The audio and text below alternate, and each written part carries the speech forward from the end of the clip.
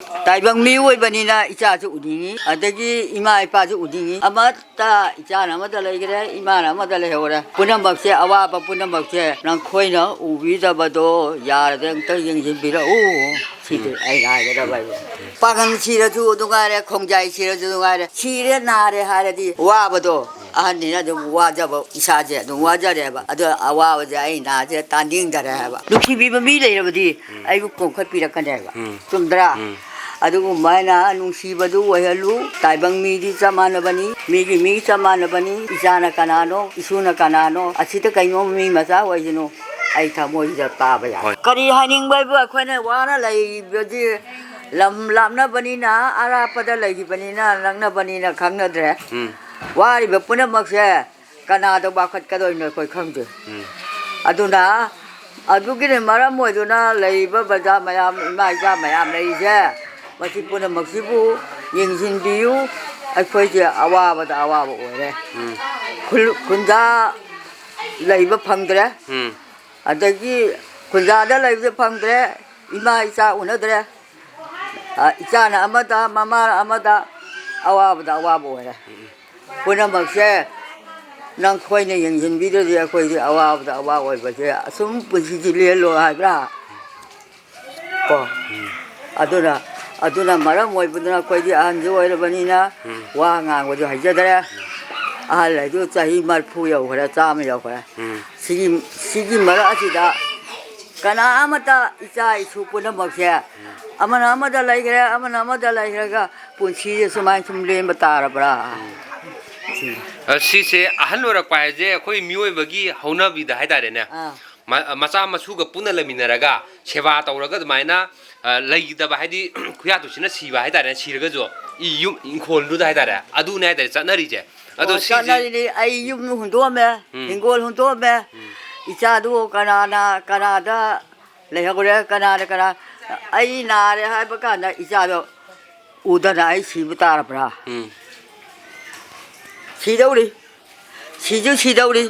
aduna maram moiduna brada ja awa pona makse supna angtang de di yang yin birao taibang miwi banina icha su udingi adagi ima ipa su udingi amata icha na amada legre ima na amada lehora punam bakse awa pa punam bakse nang khoina ubi da bado yar deng ta yang yin birao site ai na ga ba haining balai bo haining bai bu yam gra yam na haining bana yaman na jal le da ngachai ipa pa khale isa je wa nga ga da bje ngachai gi nungsi na hai ga da basu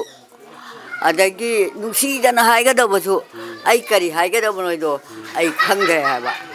Loina taura ga Loina lamjing badu oiraga ali mundi lakwa do da adagi nang khoi mayam na Lucing ba mo oina noi mayam na braja sila wari ba puna makse ja isu mayam noi na ne lucing ba oiraga ko Loina makse men na bangang na basang na ba je noi na ne pura ngam dana amung tang ko punthalaga nungai ba do oi hau ko ai khoi gi di matam do loi ra bani na wakan do ware adu tawre hai la ai gi icha chi da jo mi ma cha chi jo ai wai ba ade pagan chi da ju du ga re khongjai chi da ju ga re chi re na re ha re di wa ba do ahani na jo wa ja ba isa je du wa ja de ba ado awa wa ja ai na je tan ding da re ba adu modi la ko sta modi de kai he ni ali modi la ko du jo hai wa hai chi pona adom hai do ni ai gi di ya sum hai do ni wa ma hai ni nga lai te hoi isa ju Loina chama nei su ju Loina chama nei braja ju chama nei apun ba miyam ju pulaga braja mo oi ni natra adagi ai mana ahal oire na aina awa ba ma tare ba da nungsibi da bana mina oire ju khangre nungsibi na ba nungsibi ba mi le ba di ai ku kong khat pi ra kan ba tumdra adugu maina nungsiba du wahalu taibang midi samanabani migi mi samanabani Echana kanano Eshuna kanano asita kaino mi masa wajino ai tha mo ji ta ba ya ဟိုဟို ko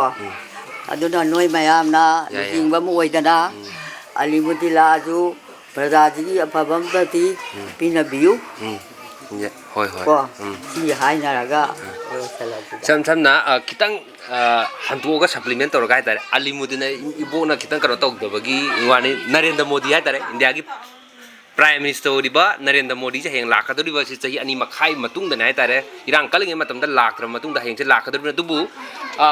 mana lak pa si dai da kuina lau da gi soning ma pien da ba phong kya ma le tare madu namjat laga heng se hai je lakti lak tau le ba dina ma phongdu da kai do da dubu lak tar ga madu kana ba ma la e hai gi kana ba ulam ma kana ba ji kai na matam da nungai ai fana sana sabiramu adagi di lam lai sambiramu yum sabiramu paisa pa halamu thaba apiramu ai banate mayam na ni ji kari nu ai ni badi nate mitai gi oina natragana khoi gi khunai si oina chana kuma tamda khoi gi sagi ning tamna hingba je ni raga horok pa nate ai tare ta sing badi hana di hona marom do lepchar ga lak pang atane aduna hayeng lak kadur su mahana laing ma tamda khoi si masagi maram damda hanjanna ba thabak to baka piramu asau bo je phathari je kari gi no ha ma tamda nga sai jai je gre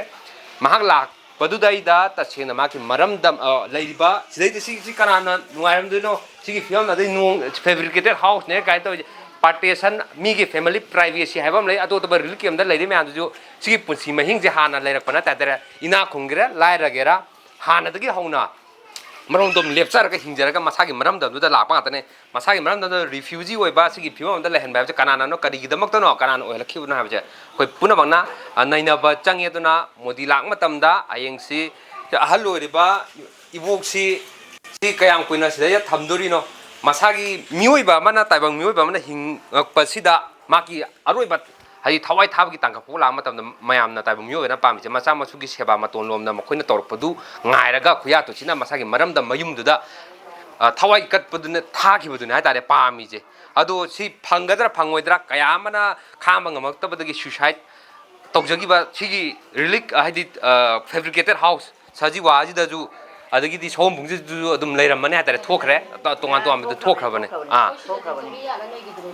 adu sigi phiwam ma la haliba mioi bagi punsi ju maram chadana le electric ba thawai ka hal thali ba mayam maram chada mayam to rei je kanana no haiba che mase khu punam ro naina bada tana hayeng lakde ba Narendra Modi gi khongchat adu da leiriba mayam se masagi maram dam da nungai gera wa gera adu di moi masana ju haijari adu di moi adum thengna jarage andona hanjal halala ma thabak do pakap piu haiba pham se voice se mayangi voice hai tare I represent oraga haijiri to makata na kari wafam le bage habdu nena si